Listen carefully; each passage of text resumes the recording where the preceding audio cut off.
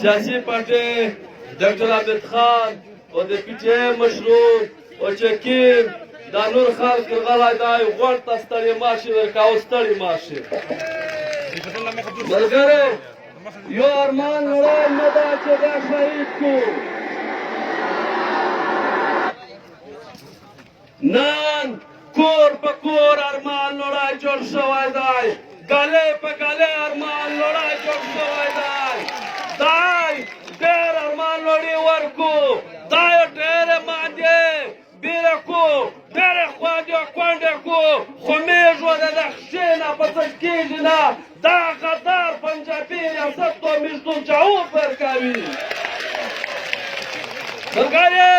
زه پرین د مشر منظور پښتین ارخله شوی وسنی پرې وڅوي ده وویل چې کوم ته ووایه چې دا سوګند جیل دی چې موږ په زلوانۍ کې پوست رولا کوزو د وطن د کوم خبره کوو ملګرې یک ډېره جګه حوصله وه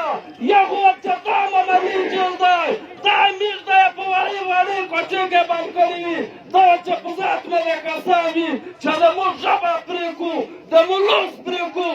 چې دی دا نه یایي نن موږ کور په کور منظور جوړ کړی دی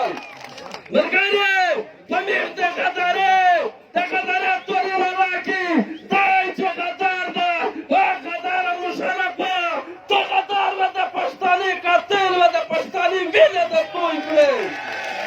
دی متیایي چې ته لرو فرمایده وه ته افغانستان ته باسه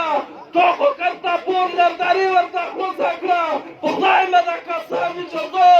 یغه پره د لرو برسېرې وایي چې زموږ په ژبه کې طاقت وي افغانستان د چا پلور مو نه کوستون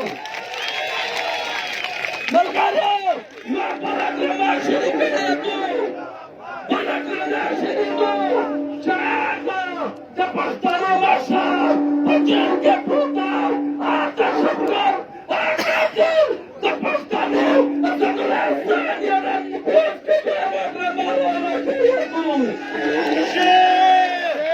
دا شرم په کور دی دا شرمېږي نه که دا شرمېدلی په لسنه کتر په جنګ کې شرمېدلی وای شرمېږي نه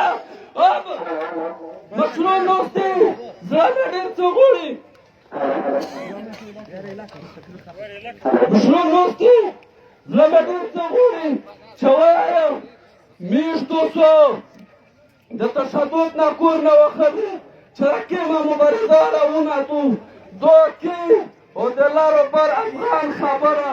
زه افغان یم افغان وه افغان ومرمه که دلته د چا غلور مو نشي چرولی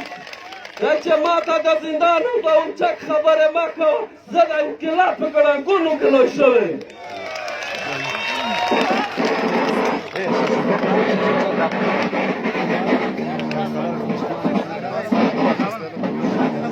Era de Malaque.